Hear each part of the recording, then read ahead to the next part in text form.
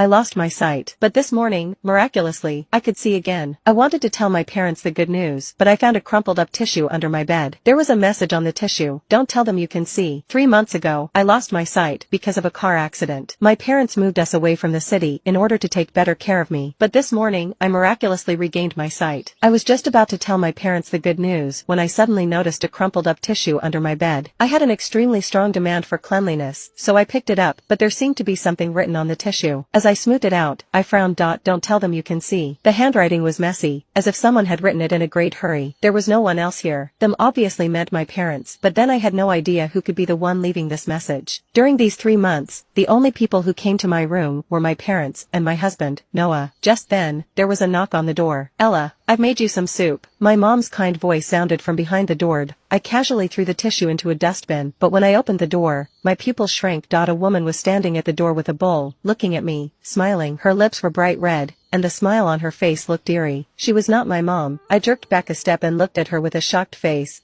My mom was a kind-looking woman, but this woman looked very shrewd, and her features did not bear the slightest resemblance to my mom. But the strangest thing was that her voice was exactly the same as my mom's. I was just about to question who she was when I suddenly remembered the message on the tissue. Don't tell them you can see. Ella, what's wrong? Not feeling well? The woman took a worried step closer to me. Just leave the soup here, Mom, I'll eat it later. I fumbled to sit back on the bed and said slowly, you should have it while it's hot, Ella. Why don't you let me feed it to you? The woman said. I immediately refused. But I'm still a little sleepy, Mom. I want to take a nap. I'll eat it later. The woman didn't insist as she left the bowl on the nightstand and went out. The moment she closed the door, I let out a sigh of relief. My back was completely drenched with cold sweat. Where had my mom gone? And who was this woman? I was really worried about my mom, so I opened the door and walked out. It was the first time I saw where I had been living for the past few months. The spacious 2-story villa. I stood on the second floor and saw a man sitting on the sofa in the living room with his back to me, reading a newspaper. This must be my dad. I looked around to make sure the woman was not in the room, and then lowered my voice as I called out, Dad. The man turned his head, and I saw his face. Fear swept through my entire body, for what I saw was not my dad, but another face that was completely unfamiliar to me. Ella, what's wrong? Yet from the man's mouth came the voice of my dad. I squeezed out a smile. Nothing, Dad. The woman walked out from another room. Her bright red lips pulled into an extravagant smile. Ella, weren't you going to take a nap? Oh, changed my mind. Maybe I don't need a nap that much. Mom, I smiled. Then let me help you eat the soup. The woman brought out the soup from my room and fed it to me with a spoon. I was very anxious, afraid that the woman would notice that I could see, but fortunately, she did not seem to notice anything.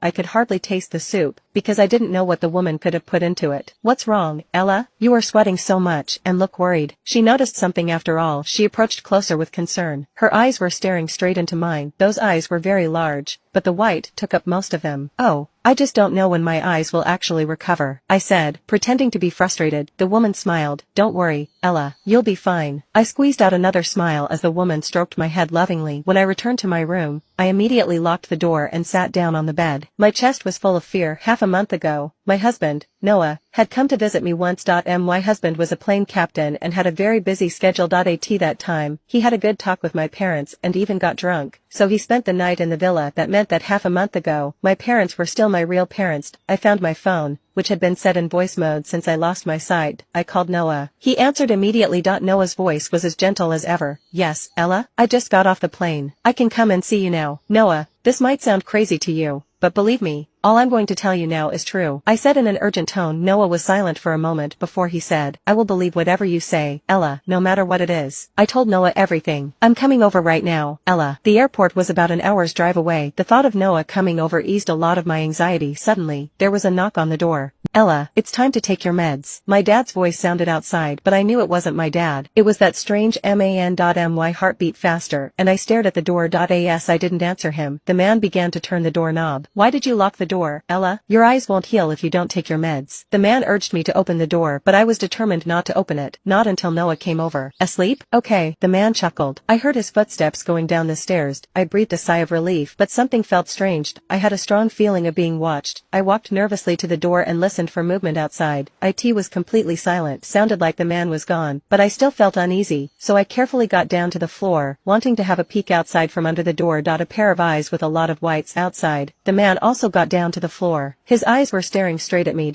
I was instantly covered with cold sweat. I pretended not to see him and slowly groped on the floor. Strange. I think I just dropped my phone around here. Those eyes disappeared from the slit. I collapsed on the floor, gasping for air.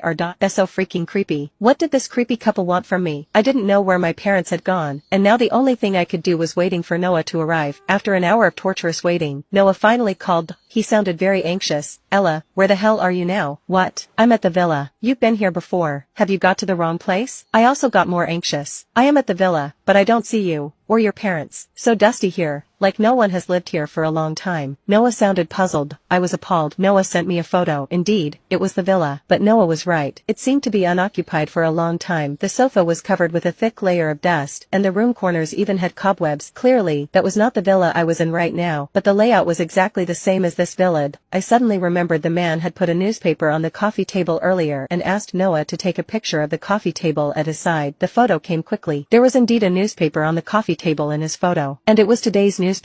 My heart was beating very hard, and my hands were trembling uncontrollably. Noah, I'm right here in the villa. If you don't believe me, we can have a video chat. What's going on? Am I still alive? I almost broke down as I cried. Don't be silly, Ella. I absolutely believe you. I've already called the police. Listen to me now. I'm not sure what's going on, but don't let them find out you can see. Wait for the police to arrive. We don't know why they're pretending to be your parents, but it doesn't seem like they will hurt you, as long as you act normal. How's your battery? I need you to stay on the line with me. I checked the battery level of my phone. I didn't usually charge before bed, so there was only 15% left. This wouldn't do. I hurriedly went to look for the charging cable, but I couldn't find it in my room. I suddenly remembered that last night I charged my phone by the dining table. I must have left the cable there. I'm going downstairs to get the cable. I gritted my teeth as I opened the door and went out. The hallway was quiet, and it looked like the pair was not around. Maybe they were in my parents' room. I walked quickly downstairs and came inside the dining room. I saw the cable right there on the table. I was relieved as I reached out to get the cable, but something felt strange behind me. I turned my head. A face was so close to me. The woman put on an eerie grin. Ella, I just noticed. You walk the stairs a lot faster than before. Can you see now?